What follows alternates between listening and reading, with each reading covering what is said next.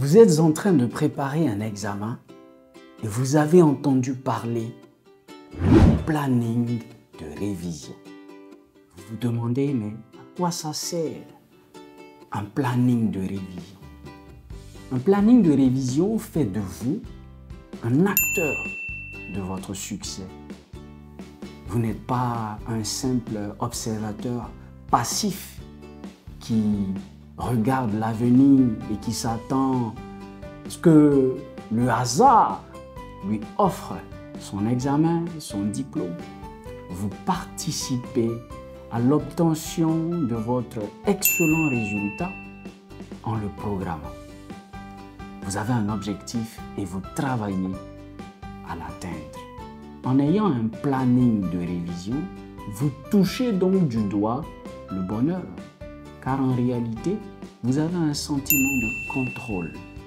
Et avoir un sentiment de contrôle en programmant son succès, il n'y a rien de mieux. Une fois qu'on a dit ça, comment réaliser un planning de révision?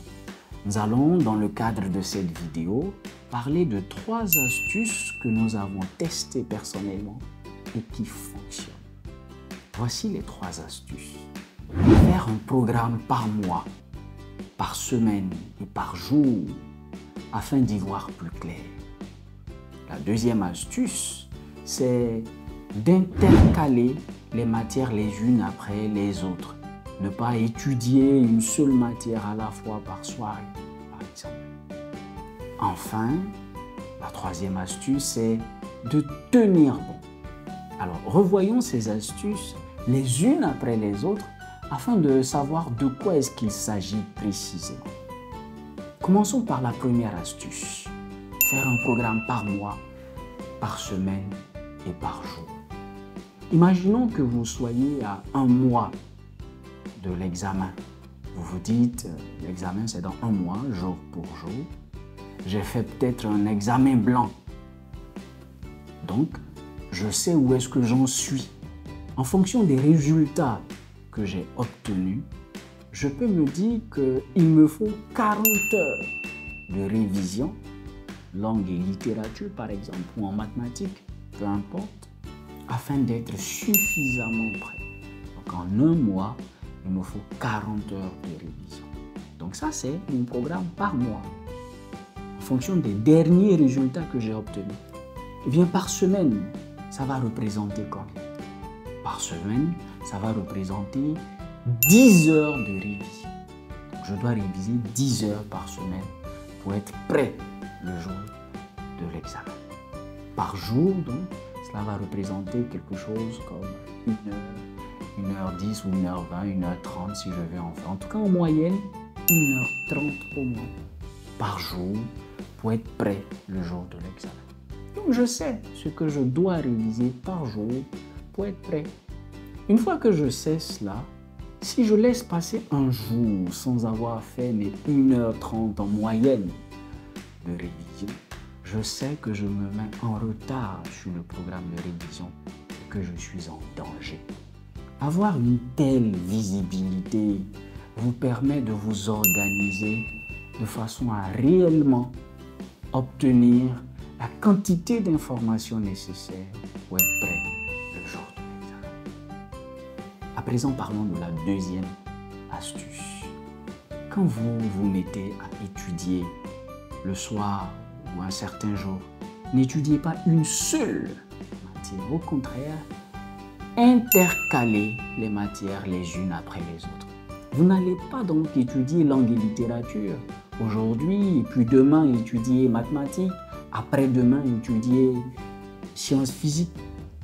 Aujourd'hui, vous allez étudier un peu langue et littérature. Juste après, vous allez faire mathématiques. Et un peu plus tard, vous allez faire histoire géo ou sciences physiques.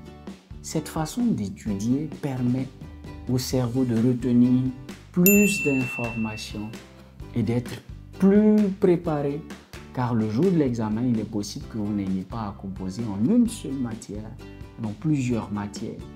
En faisant cela, vous vous préparez à l'épreuve finale.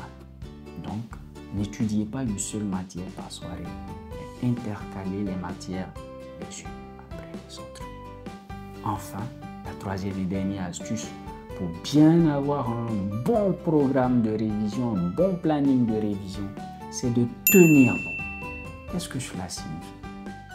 Vous avez fait votre programme. Vous vous êtes réservé une certaine heure pour réviser. Eh bien, tenez bon. À cette heure-là, révisez et ne faites que cela. Ne faites pas autre chose que réviser.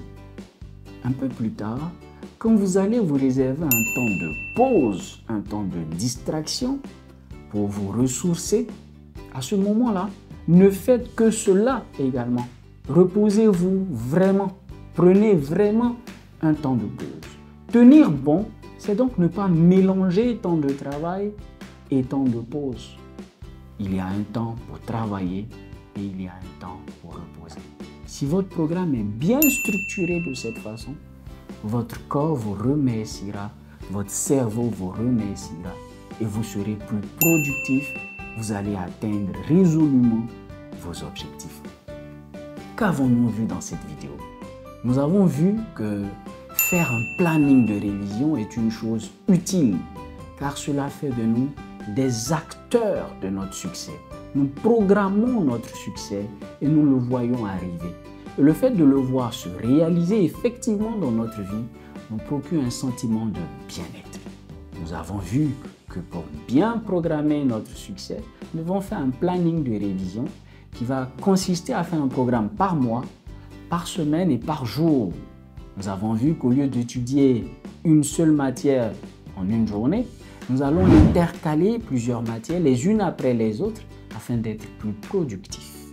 Enfin, nous avons vu qu'il nous faut tenir bon, ne pas mélanger temps de travail et temps de pause, mais au contraire, comprendre qu'il y a un temps pour se reposer et il y a un temps pour travailler. À chaque chose son temps, et si nous utilisons efficacement le temps réservé à chaque chose, nous serons plus productifs, plus performants et nous allons réussir. Faites donc cela. Faites un bon planning de révision et voyez votre succès arriver. Si vous avez apprécié cette vidéo, envoyez-la à quelqu'un que ça peut aider. Mettez-nous un bon like et partagez au plus de personnes possible.